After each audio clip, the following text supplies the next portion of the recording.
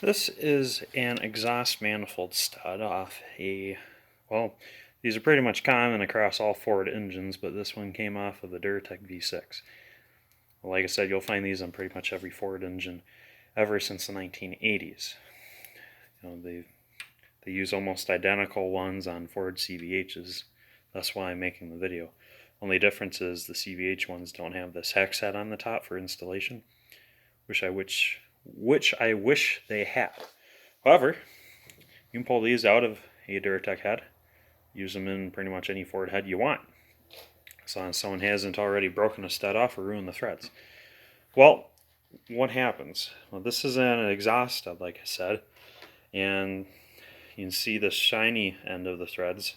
That's always inside the block. It's threaded into the head, leaving the rest of it exposed. So over time, heat cycles kind of remove whatever oil protectant there could be on these, if any, and then it just makes them more susceptible to rust the more they go through heat cycles, and over time they just get nasty. This one ain't too bad. Others are a lot worse, but they can get really bad. Anyhow, it's like I said, kind of just a normal stud, but the nut they put on these is kind of special. You can see this one has three triangles casted into the top. They actually press those in. You can see it here. This is what they do. So you can see the 1, 2, 3 triangles on it. Focus better so you can see it better. There we go. You can see where those triangles are casted. They actually press these nuts down in those 3 spots. And you can see on that bottom one, you can see that there's a chunk of thread poking inward. Same on the top left and the top right. Every time you press in a nut like this, you kind of, dare I say, wedge the threads, and then this becomes a locking nut. So it goes on, sometimes difficult, and it comes off really difficult. It's like that by design. So, okay, how do you get these studs out? I'm sure that's why you're watching the video. Well, if you're doing it in a car, you shouldn't be doing it in the car, but if you're doing it in the car, you need a torch. You get this end warm, and just slowly work at it with a big wrench. Slowly work at it. Go back and forth if you have to. With the CVHs, the nut almost always comes straight off the stud, or the whole stud threads right out of the head. That's what this one did. Obviously, you can see that here. The top nut is still rusted on, but down here the threads are nice and clean from where it was in aluminum for the last 30 years. Anyhow, well, what do you do once it's out? Well, it depends on how it comes out. If it comes out like this, has a stud with a nut stuck on the end, there's a genius trick you can do that doesn't involve a stud extractor, because those stud extractors, they're very expensive. They're very hard to find. You have to have the right bit collar set up for them, because there's a million different thread pitches and bolt diameters. So you have to have the perfect one in your extractor. And then you have that big bulky thing that you have to slip over this, tighten it down somehow, but you don't have much for threads for it to grip onto. And then lastly, they kind of destroy the threads.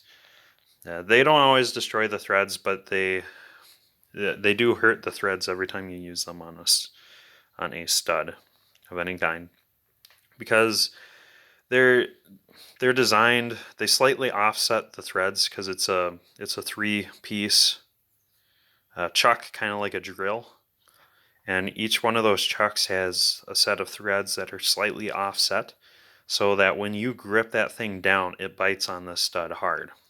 And the issue is, it ruins the threads, because like I said, all 3 of those chucks are slightly offset, so it can have grip.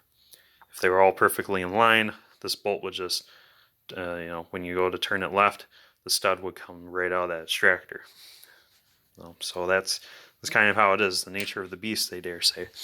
But here's what we got going on. There's another option.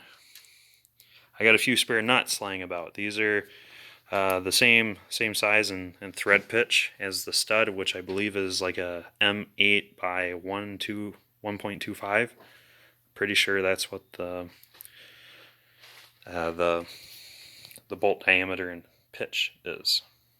So M8 by 125. You can use two of these guys instead. Like I said, due to the way they make these lock nuts, they go on really hard and they really don't want to come off. Even when the threads have been kind of quote unquote cleaned out by the aluminum head, these guys still usually don't come on, even when they're not rusty. So what you do is you take two of these guys, just two normal ones, you thread them onto that stud. Once you have them threaded on there, it'll look like that. And then what you need to do is take two wrenches. They're almost always going to be 13s on 80s and newer Fords. Put both of them on there, tighten both wrenches together.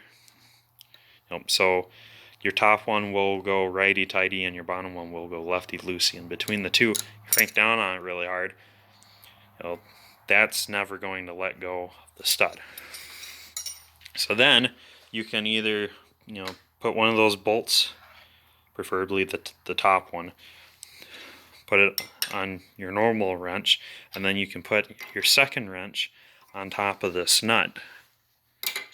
If you can imagine this going on, then all you have to do is just lefty-loosey this top one. This sucker's been rusted on for 30-some years. Today, comes out like nothing. I didn't even need to use any heater penetrating oil. However, both of those will definitely help, depending on how rusty these are. So they get corroded like you wouldn't believe. Now, look at that. They're both off. Both their threads are cleaned. When you go to reuse these, if you choose to reuse them, it's best to chase the threads. Pull out your tap and dies and go down each set of threads on both pieces of hardware, then you're good to go.